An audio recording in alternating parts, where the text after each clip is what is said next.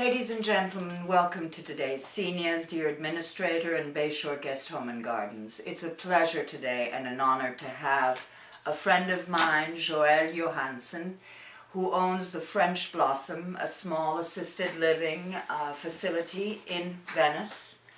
And we wanted to address the topic today of what families should look for when they're touring, be it smaller or larger facilities, so that they know the environment that they're putting their family member, spouse, or loved one in. Bienvenue, welcome. Merci, thank you. I am so happy that we could get together with this. You and I have been discussing that it's a very difficult decision for families and spouses to put their loved one and their family member in an assisted living.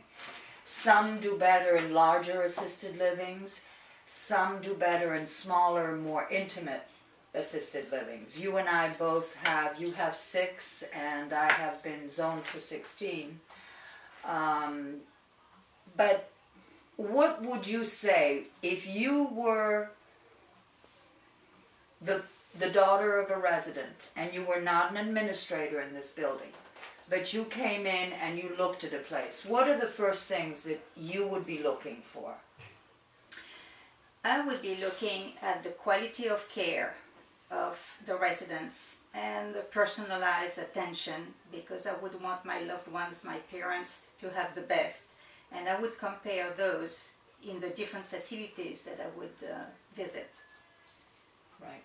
And then the other matter also goes to the amount of staff per ratio of resident, you know, to check that they have enough staff. Absolutely. And I would also talk to the staff and check them out and have an impression of how professional they are, what kind of training they have, make sure that they are drug-free and the facility is a drug-free facility and they are tested, and make sure they have passed a background check as well. That you make a very good point, because you and I both test our staff routinely, and we have all the qualifications, plus we do the extra CEUs.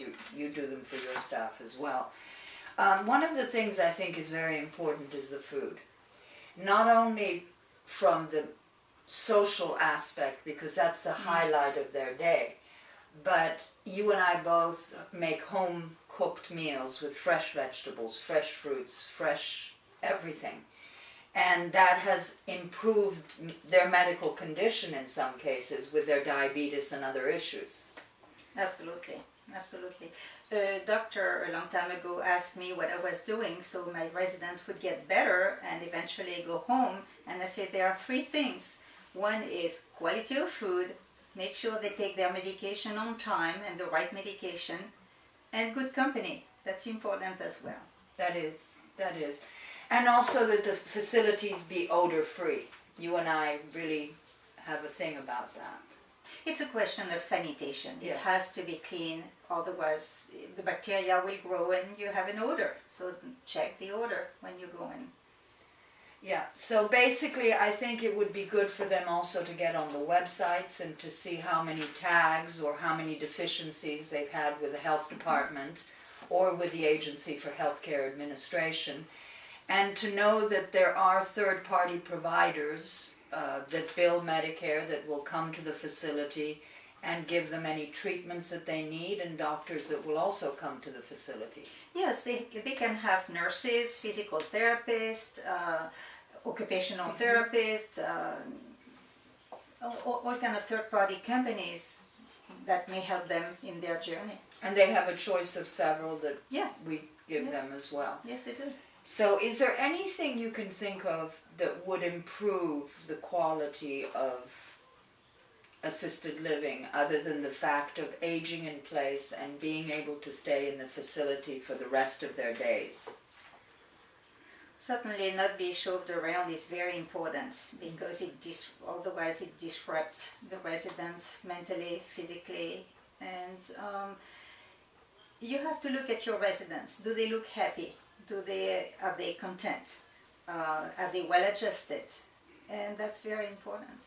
And to keep progress notes for the families to know everything Yes. that's going on.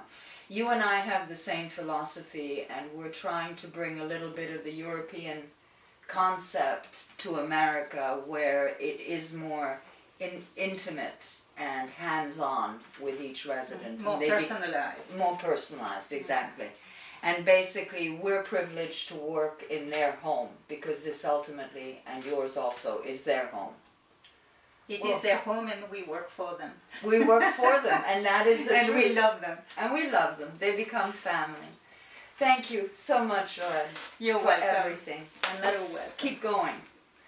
Ladies and gentlemen, we also want to remind you that we will be having CPR AED classes beginning in March if you wish to enroll in them with Howard Burse, the volunteer Nokomis Fire Chief.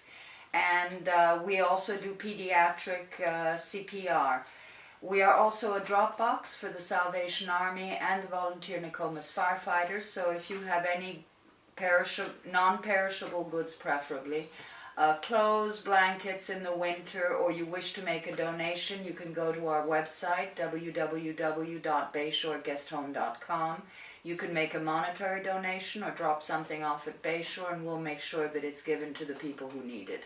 On behalf of Dear Administrator, today's seniors, and Bayshore Guest Home and Gardens, have a wonderful day.